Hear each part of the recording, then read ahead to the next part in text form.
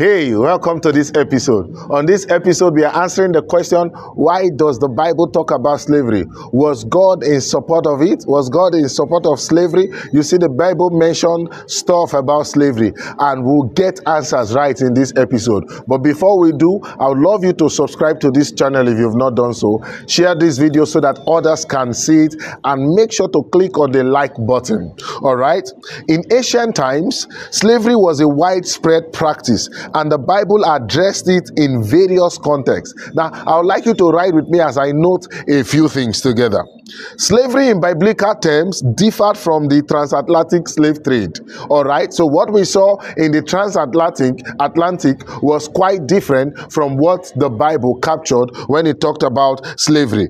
Slavery in the Bible was often a result of war, hunger, or poverty. All right. Lots of times, slavery in the Bible talked about a result of debt. All right. So people owed people, and lots of times that led to slavery. But I want you to take note of the fact that the Bible includes regulations aimed at protecting slaves' rights and promoting fair treatment. It means that by all means, the Bible standard of slavery was never the transatlantic slavery that we all knew and talked about. In Exodus 21 from verse 1 to 11, I want us to read together. The Bible said, "Now these are the judgments which you shall set before them. If you buy a Hebrew servant, he shall serve 6 years, and in the seventh he shall go out free and pay nothing. If he comes in by himself, he shall go out by himself. If he comes in married, then his wife shall go out with him. If his master has given him a wife, and she has borne him sons or daughters, the wife and her children shall be her master's, and he shall go out by himself. But if the servant plainly says, I love my master, my wife and my children, I will not go out free, then his master shall bring him to the judges. He shall also bring him to the door or to the doorpost, and his master shall pierce his ear with an awl, and he shall serve him forever. And if a man sells his daughter to be a female slave, she shall not go out as the male slaves do. If she does not please her master, who has betrothed her to himself, then he shall let her be redeemed. He shall have no right to sell her to a foreign people, since he has dealt deceitfully with her. If he has betrothed her to his son, he shall deal with her according to the customs of daughters. If he takes another wife, he shall not diminish her food, her clothing, and her marriage rights. And if he does not do these three for her, then she shall go out free without paying money." If you also read Deuteronomy 15:12 to 18, it tells you on the rules and regulation that guides slavery, so that the slave is fairly treated, so that the master, if he did not treat the slave fairly, is judged by the orders and rules that were kept for the fair treatment of slavery. But here is the bombshell, and here is what the mystery behind the Bible delving into the matters of slavery. The Bible's narrative of slavery ultimately points to Jesus, who brought a message of freedom and equality.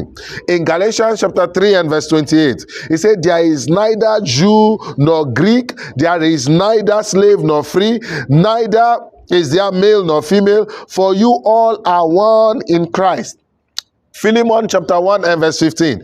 He said, "For perhaps he departed for a while for this purpose, that you might receive him forever, no longer as a slave, but more than a slave, a beloved brother, especially to me, but how much more to you, both in flesh and in the Lord." You see, understanding the historical context in which the Bible talked about slavery would bring deep understanding on the Bible's teachings on slavery. Are you seeing this now? Now, Jesus' teaching on love and compassion covers every other thing the Old Testament must have said as it has to do with slavery.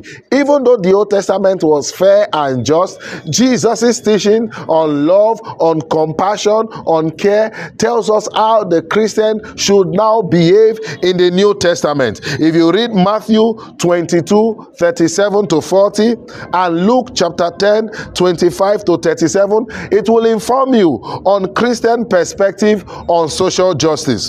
The Bible's discussion of slavery reflects the complexity of the human history and society. So while it acknowledges the existence of slavery, it also promotes values that can lead to freedom and equality. The Bible's idea was not that a slave will be forever a slave.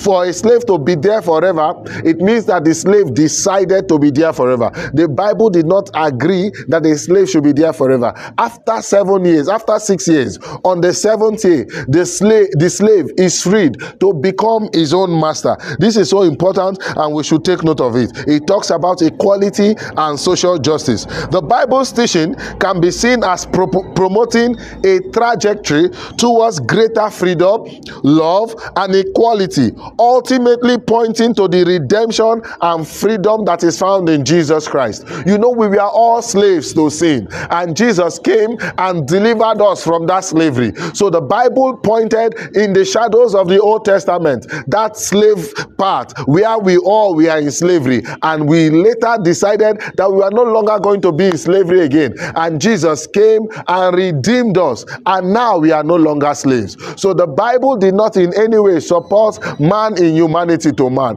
It was a shadow of the New Testament. I hope that this answered your question. If it did, I would like you to anticipate the next episode. Thank you for joining. Please share, subscribe, and place a like. If you have any question around what we've taught today, make sure to ask your question on the comment section. See you in the next episode. Thank you so much.